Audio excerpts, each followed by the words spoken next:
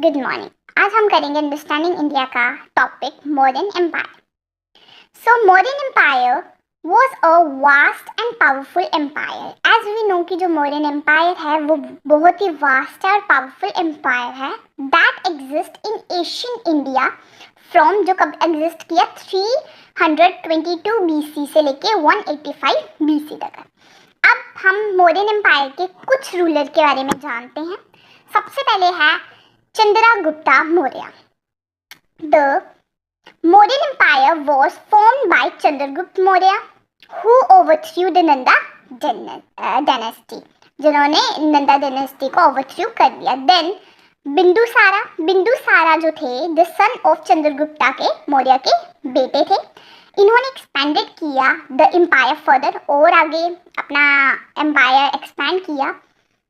He had appointed his son, उन्होंने अपने बेटे अशोका को अपॉइंट किया as the governor of Ujjain.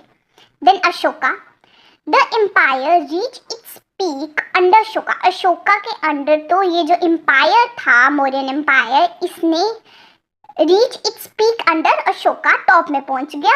Who rule from, Ashoka कब तक रूल किया उन्होंने 269 BC से लेके 232 BC तक है।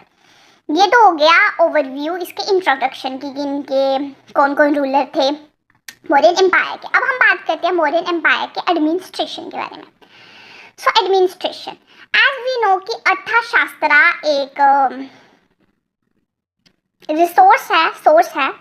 सो जो इन अर्थशास्त्र में ऑफ कौटिल्य एंड कौटिल्य और Megasthenes Indica written about this Mauryan administration के बारे में उन्होंने लिखा हुआ इसमें हमें मिलता है। अब हम बात करते हैं मौर्यन एम्पायर के एडमिनिस्ट्रेशन के बारे में। सो एक बुक आई थी इंडिका रिटन बाय मैग्नेथिस, एंड एक और बुक थी, एक और हमें सोर्स मिलता है अर्थशास्त्र जो कि है कौटिल्य चाणक्य वाली। सो जो बुक इंडिका है रिटन बाय मैग्नेथिस एक ग्रीक एम्बेसडर है in the court of Chandragupta Maurya के। ये हमें इंफॉर्मेशन देती है, ये वाली सोर्स ब्यूटीफुल डिपिक्शन देती है कि सोसाइटी और एडमिनिस्ट्रेशन सिस्टम कैसा था मौर्यन एम्पायर के बारे में, इंडिका बुक।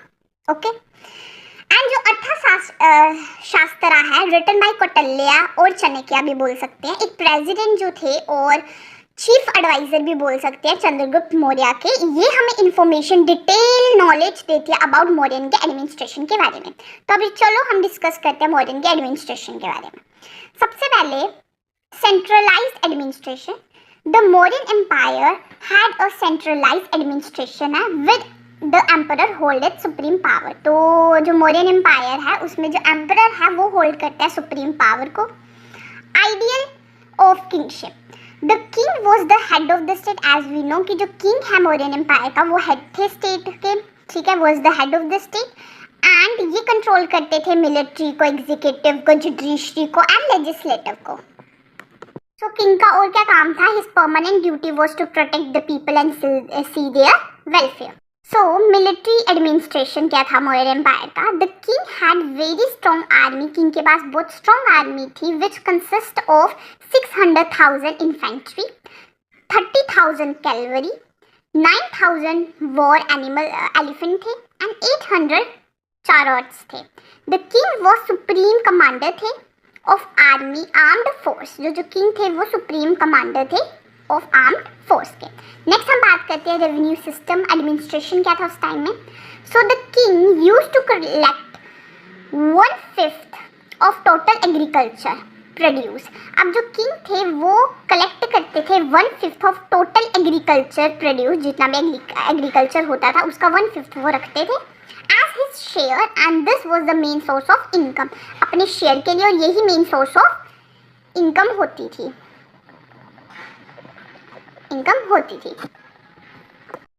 अब हम प्रोविजन सेंटर के बारे में बात करते हैं। जुडिशरी, जो अमंतास थे वो रिस्पॉन्सिबल थे फॉर डिलीवरिंग पनिशमेंट, देते थे वो पीपल को, and there were law court throughout the country में लॉ कोर्ट था। द किंग हिमसेल्फ, जो किंग है वो खुद ही इंश्योर करते थे कि जो जस्टिस मिले उनके पीपल को, that justice was rightly being next हम बात करते हैं लोकल एडमिनिस्ट्रेशन के बारे में। Small units of administration was village. जो स्मॉलेस्ट यूनिट एडमिनिस्ट्रेशन का था वो था विलेज। अब विलेज में एक ग्रामास होते थे, एक नगर ग्रामास होते थे। जो ग्रामास होते थे वो विलेजेस गवर्न बाय ग्रामिकास। जो विलेज को गवर्न कौन करता था? ग्रामिकास। और जो टाउन और सिटी को गवर्न करते थे उसे नगर विकास बोला जाता था। ओके, सो 5 पॉलिटिकल सेंटर होते थे मौर्यन एम्पायर के। There were 5 major political centre in the empire. The capital Pataliputra, जो कैपिटल थी पाटलिपुत्र, एंड नेक्स्ट था प्रोविजन सेंटर तक्षशिला, उज्जैनी, तोशली, स्वर्णगिरी। और सारे के सारे जो है वो मेंशन है अशोका की इंस्क्रिप्शन में। लास्ट हम ये पढ़ते हैं कि जो अशोका थे also try to hold his empire together। Ashoka चाहते थे कि वो अपने एम्पायर को टुगेदर होल्ड करे और Ashoka try to maintain unity in his empire, so he also propagate this by propagating धामा। इन्होंने प्रोपोगेट किया। इन्होंने स्पेशल ऑफिसर रखा जिसे बोलते हैं Dhamma Mahamatta were appointed to spread, कि वो धामा का मैसेज स्प्रेड करे, to spread the message of Dhamma. So ये पूरा था मौर्यन एडमिनिस्ट्रेशन के लिए। So I hope you like my video and enjoy.